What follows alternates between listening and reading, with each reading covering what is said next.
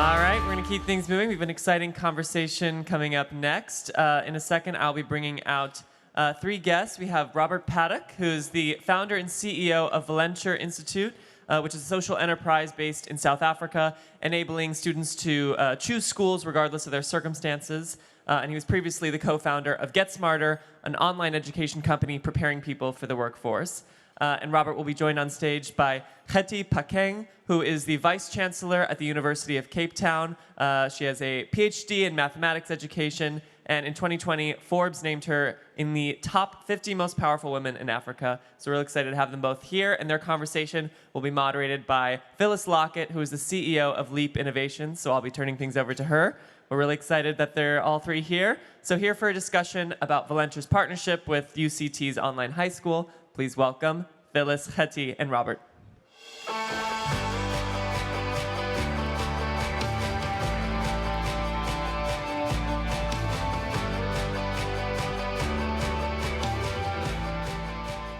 Good morning. Good morning. It's so great to be here on the third day of Ed on the Edge. And we have been on the edge all week, learning about emerging technologies, incredible models that are coming in full force to address education and the opportunities. And I'm so excited to be here this morning with Robert and Mamokgethi to learn more about this incredible model that you guys have created in South Africa, the UCT online school. So welcome. Thanks very much, Phyllis. Thank you very much, Phyllis. So I wanted to just get a better understanding of both your personal motivations. You're both South African.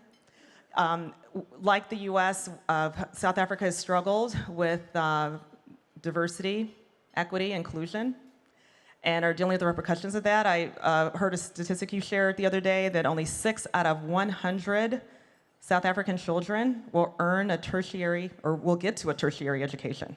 So talk to us a little bit about your personal motivations for starting this model. Thanks, Phyllis. So, as you mentioned, South Africa has a deeply divided past, and there's certainly a very, very dark history. In my context, I was born into a very privileged household. I had the unbelievable opportunities and enablement that a quality education provides. And yet, we live in a country, to the point that you just made, where out of 100 students who start junior school, only 6 will go on to get a graduate degree. This is a country where we have this incredibly fast-growing youth bulge, and yet the education system is buckling under the pressure and is not able to produce equitable opportunities for everyone. To give you a sense, about 48% of the world's youth population will be on the African continent by 2030. That's around the corner. In the province where I live, the Western Cape, we need to build about 21 new schools at 1,000 student capacity each every single year, and we currently have the budget to build 1. So we've got this really, really hard problem that we're struggling with. And I guess from my personal vantage point, having been involved in education technology before, I've got to experience firsthand the incredibly enabling effect that education can have if it's implemented in a contextually sensitive way. And so the strong motivation in partnering with, under Mamokgethi's leadership with the University of Cape Town to deliver the UCT online high school is really to create more equitable opportunities for learners to join a high quality school that can actually produce equitable outcomes. Thanks, Phyllis. So I survived apartheid education. And so I started my first year of school under a tree in a village in South Africa. And I call it survived because there are many who did not survive it. And now that I'm Vice Chancellor, I do have the opportunity to make sure that not everyone has to go through what I went through. Of course, apartheid is over on paper. But in reality, the education system is struggling, as Rob was explaining. And we do have in South Africa sort of 2 systems, the private and the public system. And in public basic education, there's overcrowding. The teacher-to-learner ratio is huge. The 2018 data shows that the classes, in many of the classes, is 28 learners is to 1 teacher. But many classrooms, it goes up to 50 is to 1 or more.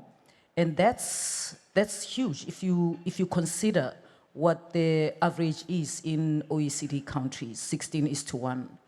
And given the overcrowding, the teachers are struggling, and many learners don't get the attention that they need, and they get pushed to the next level and the next level, and with gaps in their knowledge. And so even if they finished high school, when they get to university, we get to see the gaps that are in their knowledge. So the big motivation for this is that in a democratic country like South Africa, it shouldn't be that poor kids, and mainly black kids, have to survive a bad education system, as I did, because I know how horrifying it is. You survive, but you get out with scars, and then you've got to go on in life with them. Thank you for sharing this story. And I know you've been on the front line working in the townships. And I just want to say the two of you getting together are just a fierce combination, right? So Robert was named, I think, the World Economic Forum amongst the top 12 educators transforming the future of education in the world. And Hetty was the first black woman to earn a PhD in math education in South Africa.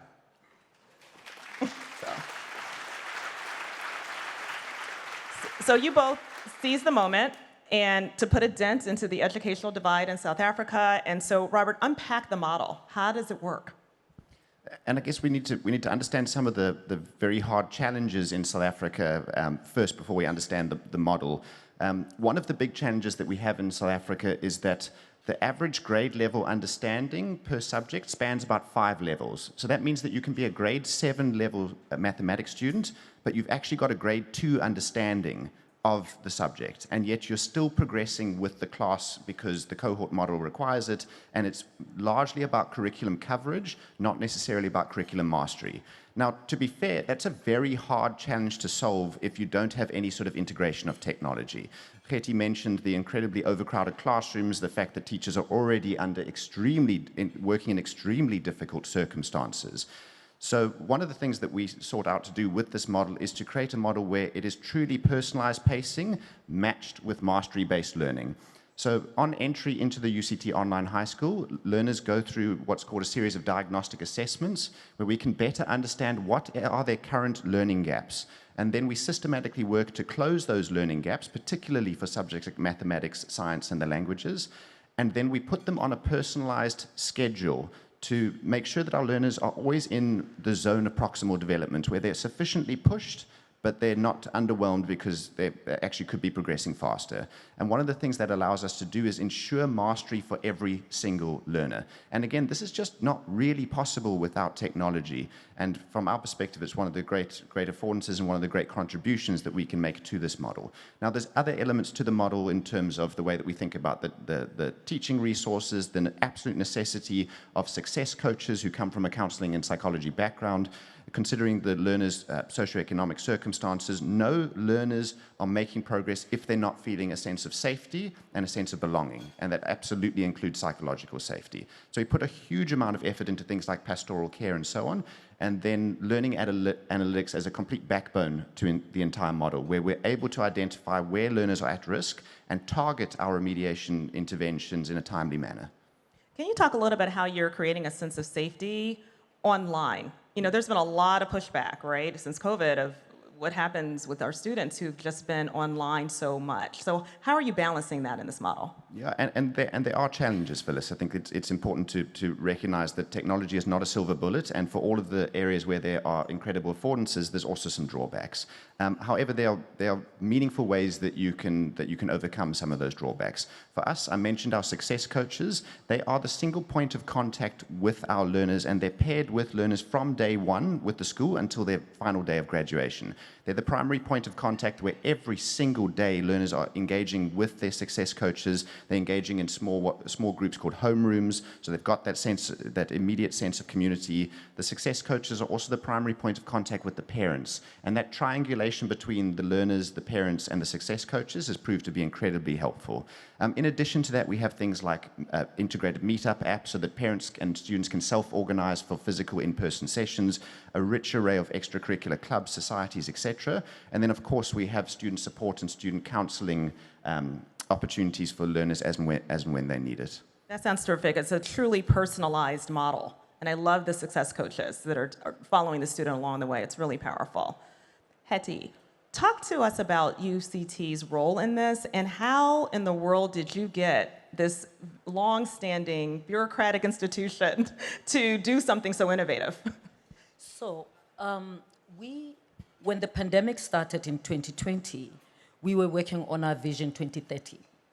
And we had agreed on a massive transformative purpose, which is unleash human potential for a fair and just society. And of course, what the pandemic made very clear to us are the inequalities that we knew existed. And we saw how stuck they were during the pandemic. And we felt that we, as the top university on the African continent, we were doing very well. We were ready. We managed to switch to online because we had been recording our lectures, because we've got videos in all our classrooms and so on. And we asked ourselves, what does it mean to unleash human potential for a fair and just society if we can only be the best in Africa? And so we decided we want to be the best for Africa. And being the best for Africa means that we've got to challenge the idea that we can be an island of excellence. And so we've got to make sure that this excellence actually impacts on basic education as well. Of course, we can wait and say, government must do this, government must do that, but that's a long wait. And we contribute to assisting with the curriculum implementation and so on, but it's a very big machine to turn. And so partnering with Valenture Institute was a way for us to create a model that can serve the most disadvantaged, a variety actually of learners in our country, and enable us to share the excellence, because we understand what the challenges are. We can see when the students come into university what a bad quality basic education does. And so we were motivated by the idea of not being an island of excellence. But how does one go through a big machine such as a public institution? I mean, naturally, we know a little bit about that here in the U.S. Please share. Maybe we can learn from your experience. I mean, working on our vision was a great bonus. COVID, as tough as it was, as devastating as it was a bonus. And here's the thing about every crisis. In every crisis, there's an opportunity. And so the time of the pandemic served as an opportunity. And it landed in the middle of our massive transformative purpose, our Vision 2030, looking at the difference that we wanted to make. And so talking to the executive team, it wasn't so difficult. Every member of my executive team said yes. The only question was how. And the how became my problem, because as long as they say yes, we've got to get the council of the university on board. And we negotiating this with the council in the middle of COVID, and the majority was yes. But what we did with the rest of the university is that we were busy launching initiatives that introduce our vision, because the vision got approved and so on, and the first initiative that we launched was the UCT Online High School. And so we announced that we kept it secret. We didn't tell anyone, and everyone came to the virtual meeting, and we announced the online high school. And the response was phenomenal. Of course, there'll always be dissenting voices, but in a university, that happens. And we move on with it that way. You took the yes and ran. I love that. I'm also clearly UCT recognizes this is a benefit, huge benefit for them, right? Because your dropout rates are high. This is building a pipeline of talent that can succeed and matriculate through your institution. That's got to be a value. Absolutely. And many people recognize that it's a value for us as an institution, but also for the country, given whom the school would serve. And I'm sure they were thrilled when they saw the response. Robert, talk about the demand. You only had a certain number of slots open, but you closed it in 3 weeks. Tell the audience about the demand. Yeah, so we announced the UCT Online High School on the 21st of July. We thought that as a stretch, we might be able to accept about 1,200 students, so we'd been staffing up and capacitating for that. Within 3 weeks, we'd met that target, and ultimately we had over 12,900 learners apply in a very short space of time. Thankfully, we were able to scale up to be able to serve 5,000 learners, and as quickly as we can scale up and make sure that we've got the right staff who are appropriately trained, we are letting in more students. But the demand for this alternative access to affordable quality education cannot be overstated in a country like South Africa. It's huge. So the demand, you've proven it, right, in South Africa. What are your plans for scale? Because I've heard you say that you want to be the largest online deliverer of high school across the globe. So how are you planning to do that, Robert? Thanks, Phyllis. But certainly partnering with incredible institutions like the University of Cape Town, we have a personal mission of transforming physical limitations into digital education opportunities, and very squarely focused on serving learners in emerging economies.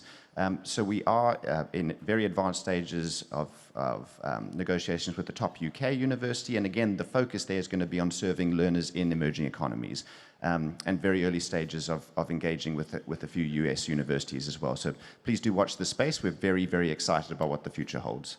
So more news to come? Indeed, more news to come. Maybe even in the US, we hope? Indeed. All right, I'll leave it alone. You're not gonna give it up. But I met one of your investors who is has been with you a long time, and he asked me to ask you what your secret sauce is. You started Get Smarter. You built a lot of intellectual capital around this kind of work with a tremendous track record. Sold it to you, right? So what is your secret sauce, Robert? Thank you. That question takes me a little bit by surprise. I guess there's a few areas I'm thoughtful on. One is the power of partnerships and the value at least in our experience, of bringing together the best of what the private sector can provide and the best of what the public sector can provide. And I think, thankfully, because I care very deeply about relationships, understanding the challenges of our public sector partners and trying to help to address those challenges and coming together in order to solve those, I found it just an incredibly enabling aspect of my career in education so far. I care very deeply about education, and I care very deeply about equal access. And I guess that drives you. It wakes you up in the morning. It means that you can work ferociously throughout the day for something that truly is making a difference. And for that, I'm just so grateful to have the opportunity to work in this space, and to have had as challenging as South Africa is in many ways, to have had that as the context in which I've grown up, where inequality is not hidden around the corner, it's right there. And again, that old adage of talent is equally distributed, but opportunity is not. And I just feel that education is what we can use to enable this incredible youth population in our country that's either going to be our greatest asset or indeed will be our greatest downfall. That's really amazing. And again, I can feel your passion, and we're so lucky that you have it, because you could have moved on, all right, after Get Smarter, and we're so grateful that you didn't. I wanted to ask you both what you want the global education and innovation community here at GSV and beyond to learn from your experience. First, Phyllis, when you asked Rob what's his secret sauce, I thought he'd just say it's the UCT education. There you go. Because, right. See, the door was wide open for him. He's a graduate of our university. I mean, he's a graduate. This is what we produce. Go. I mean, really. It all comes back to UCT. Thank you, Hetty. Yeah. So what I want the global world to take from here is that no problem is too big to solve. And what digital allows us to do is actually to reach the unreached. particularly with education, where we have a shortage of quality teachers, we can make that one teacher available to way more. We could have thrown our hands in the air and say, this can be done. But technology allows us to do that. So the power of technology as an enabler cannot be underestimated. Not only is it allowing us to make quality education accessible to more, but it also allows us to understand their learning as we go on with the journey. So I think we should not underestimate the power of technology, and perhaps this, what we've started doing with education, can actually translate to other areas if you think about it, just because of the power that technology provides us. I think there's two or three things I'm really thoughtful on. The one is the power of partnerships, and I've mentioned that already. Perhaps speaking to the VCs in the room, I think one of the things that I've experienced firsthand is perhaps not an appropriate recognition of just how enormous the opportunities are in emerging markets. Are there challenges? Are there risks? Absolutely. But there are incredible opportunities for us not only to do good, but to do well. And I guess that would be my second point. The third is really in line with Gethi's point, the power of technology and the absolute importance of making bold moves right now. In a country like South Africa, and this is indeed true for most emerging economies, this is not a time where we can try to make micro improvements to a system that isn't necessarily working very well. We need to make bold moves and think very differently if we're going to leapfrog the incredible challenges that face education systems in emerging economies. And again, does that mean that there's some risk? Absolutely. Is everything going to work? No, it's not. But if we stay focused on serving learners and delivering better learning outcomes, and that's our primary objective, then we will iterate and we will ultimately figure things out. And again, leapfrog innovations are desperately needed on the continent right now. I would agree with that. I think a leap innovation is absolutely needed. You know, that's the name of my organization. But I was wondering, because you mentioned partnerships, and I did want to touch on that, the power of partnership, not only between UCT and Valenture Institute, but what you're seeing in the communities, families coming together to participate in your high school, community organizations, the church. Can you just share a little bit more about that since you have a little more time? You know, it's such a great question, because one of the concerns up front about the UCT Online High School is, are we just going to be exacerbating the digital divide? Are we going to give more opportunities for those who have and even less for those who don't? And what we've seen is, in fact, exactly the opposite. In terms of the socioeconomic bracket that we're attracting, both in terms of the diversity of the student base, I mean, this is truly representative in terms of the students that are studying with us right now. One of the criticisms, of course, of online is, well, what about students who don't necessarily have access to even internet access and the physical hardware? And what we've seen has been absolutely astonishing. We've seen church halls in the Northern Cape take 200 seats plus on UCT Online High School and turn their entire church into a co-learning center. We've seen groups of mothers in a township like Valenture come together and say, us 5 moms are going to come together. We're going to set up one shack as a co-learning center where we can pool our resources to create internet access, backup UPS power devices, and so on. And what we're going to do is, on a rotational basis, we're going to be there for the students during the day. These are the sorts of things that are innovations and the changes that I don't think we can necessarily forecast before we introduce a highly affordable online solution into the space. And for me, it's just been so incredible to see how communities are self-organizing around creating the enabling factors and environments to make sure that their kids get a quality education. That is so powerful, and I think it's a testament to the entire ecosystem, community ecosystem coming together to engage and ensure that our children are getting the education that they deserve. And I think it's a powerful model that we should be looking to the US. I mean, we talk a lot about choice here and giving parents choice and giving parents access and children access. What a wonderful community engagement strategy, right, that is. And I think that's going to prove incredibly beneficial as you all expand, not only in South Africa, but across the world. And we'll be looking for you. So audience, please join me in thanking Phakeng and Robert Paddock.